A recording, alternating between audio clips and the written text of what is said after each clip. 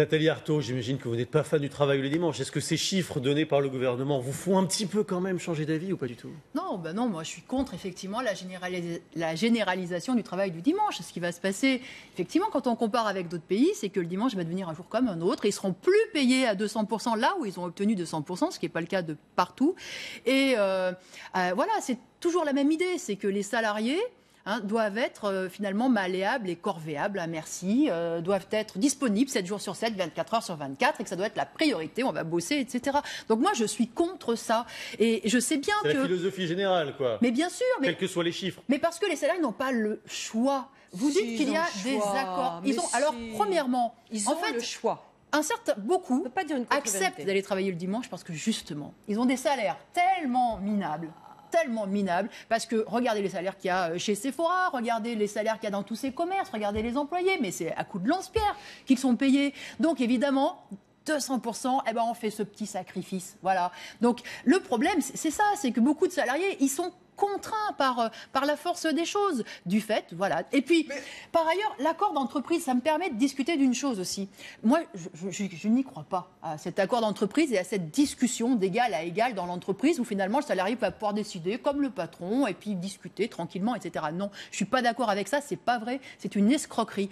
Regardez ce qui s'est passé avec le harcèlement sexuel à Hollywood. Une des grandes entreprises du monde, etc.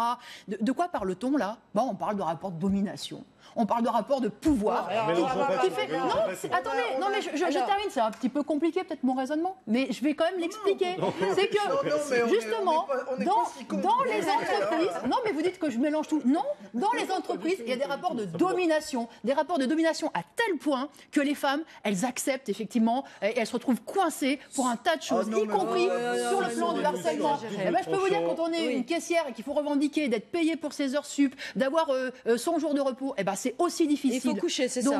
Non, mais c'est aussi difficile parce qu'il y a des rapports de domination, parce qu'il n'y a pas de rapport d'égalité dans les entreprises. Moi, je suis pour plus de jours fériés, effectivement. Mais juste une chose, c'est pas parce qu'il y a un faible taux de syndicalisation que les combats menés par les syndicats, alors moi je ne parle pas pour ma paroisse directement. Paroisse, attention aux mots. Oui, voilà.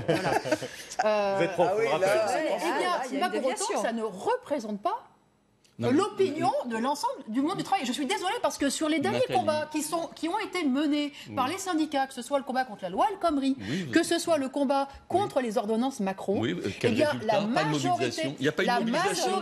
Il n'y a pas eu de mobilisation. D'abord, il y a eu une mobilisation qui est importante. C'est pas si simple que ça. Comment voulez-vous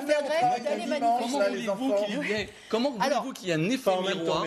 Je redis que les combats qui ont été menés, qui ont été portés justement par une fraction du monde du travail, au travers des syndicats, en particulier de la CGT, représenter la majorité de l'opinion ouvrière du monde du travail. Vous pouvez dire ce que vous voulez, vous ne vous sentez pas représenté, mais je peux vous dire que beaucoup de salariés se sont reconnus dans ces manifestations parce qu'ils savent très bien ce que ça veut dire. De renégocier le contrat. Ils se sont reconnus dans les manifestations, mais pas dans les syndicats. Ils se sont reconnus dans les manifestations, ils se sont reconnus dans les mots d'ordre parce qu'ils savent très bien ce que ça veut dire, les accords d'entreprise. Parce que des accords de compétitivité, ça fait des années qu'ils en signent. Et ces accords de compétitivité, c'est baisse de salaire, augmentation du temps de travail, augmentation des cadences. Ils savent que c'est ça et ils sont contre. Certains petits patrons de boutiques ou de café ne peuvent tout simplement pas ouvrir le dimanche car ils n'ont pas les moyens de payer double leurs employés. Ça donne encore l'avantage aux gros parce qu'effectivement, y compris ce travail c'est vous qui voulez faire payer le double. Ça donne encore l'avantage aux plus grosses entreprises. Parce que on est dans une concurrence effrénée. Le capitalisme, c'est ça. De toute façon, c'est la concurrence.